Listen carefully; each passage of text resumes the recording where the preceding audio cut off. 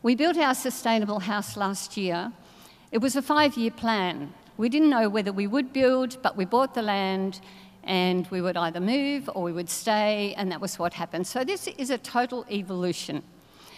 It's got large north-facing windows, lots of insulation. We're totally off the grid. We have our own power, a wrap system on 10 panels, 10 solar panels.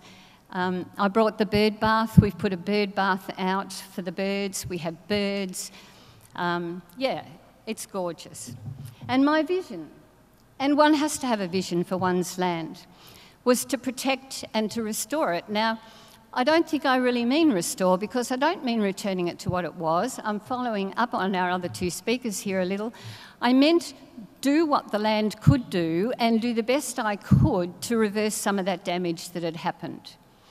So there were a lot of old stumps. They'd been ring-barked. Timber had been harvested for the mining in the area in the mid-1800s. And my first aim was to plant a tree for every stump. That was a lot. And in the meantime, and along the way, to increase and enhance the existing habitat corridors.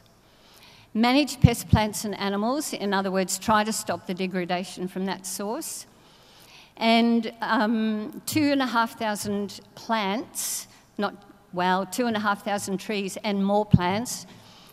The understory is coming richer now, but in the beginning we tried to get the upper story in. Probably 1,500 of those I mattocked to individual holes.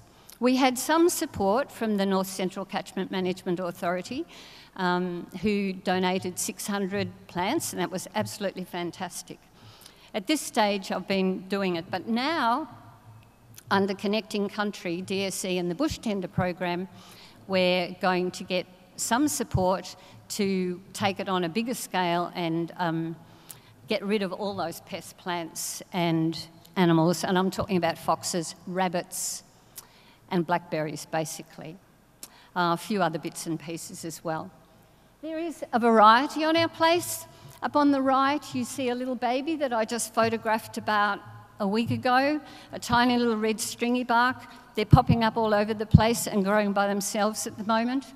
Down on the right, that's an 8-year-old tree that was planted when part of our initial planting is just blossoming for the first time this year. And on the left, we look at that tree out our bedroom window. Is old, I don't know how old, a beautiful old tree with hollows, a red stringy bark again. We have a lot of big old red stringy barks. They're under threat, but they are doing well on our place. This photo was taken in 2006. You might be able to see some little plants between those posts with the tape around it and the shed. That was when the shed was built. That's why the photo was taken, really. Those were planted in 2002. And this is the same shot now. So, yeah, that's what's happened. I'll just flick through this. There's a shot from the other side, and you can see broad scale. Now, I don't have a photo, although I was told I could do this. Yes. This tank that we put in off the hill, we pump water from a dam, which is this one that you can see in the lower photo, which is off to the left of the picture at the top. I was hung up about putting in that tank. I thought it was going to be an eyesore. 4 years later, it's somewhere hidden in those trees, right? So you can't see it. So much for re-veg, planting. Regeneration, just leave it alone. We have had the most amazing flush of regeneration. Grasses and herbs are coming back by themselves. We have got a hillside up on the top there, red stringy bark. You can see at the top of the photo the branches at the top of a big old stringy bark that was threatened. Well, a lot of them suffered last summer in that 08-09 summer. But all its little ones are growing. So that's become a bush slope. And on the left, you can see gully wattles. On that same hillside we have now got the most amazing and increasing number of wildflowers coming through, including top right, the green-comb spider orchid, seen this year for the first time, or spring last year. And this is just a collage, because I must have spent more time in spring crawling around photographing flowers than doing anything else. But it's a fantastic thing to suddenly come through the bush and find, like that little pea in the middle at the top. Tim Reed, Trust for Nature, tells me it must be about the furthest north species of what's called the handsome flat pea that he's seen. So it's a wee, tiny little thing. The plant itself is only about 3 inches high. Okay, connectivity, we get to this. We connect between the Mackay Reservoir and the Chewton Bushlands.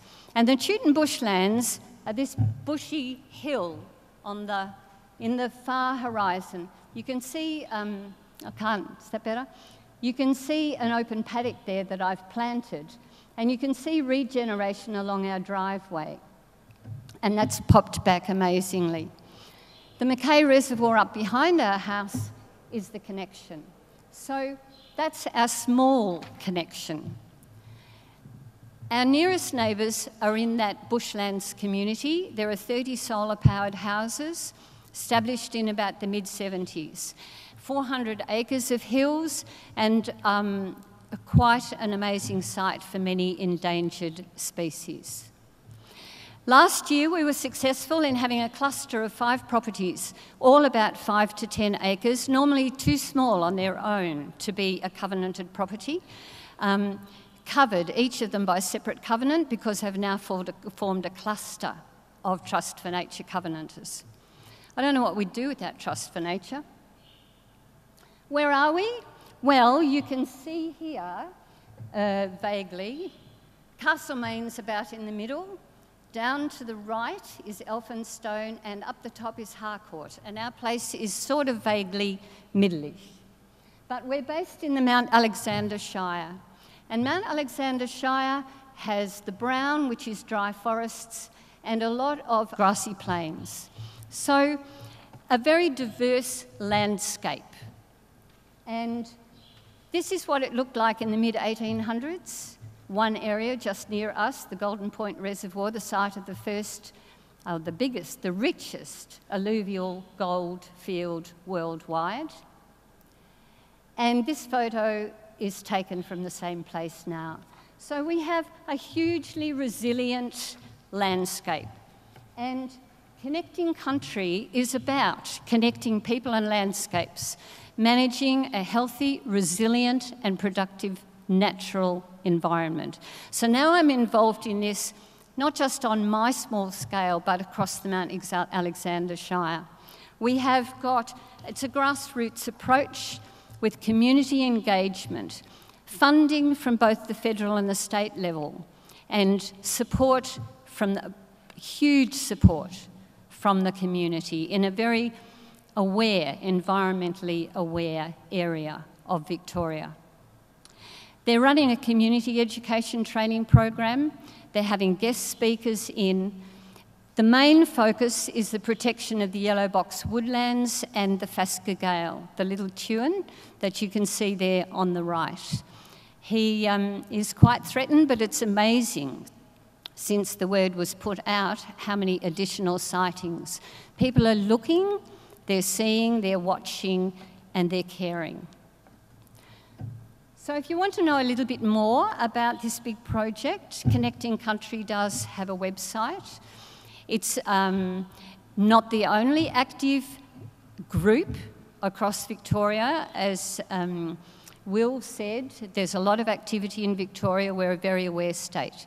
So apart from getting out there and doing what you can do, and everybody can do something, even if it means just putting out some water for the birds, to support other people, to maybe go ahead, try find a land care group. You can visit other areas.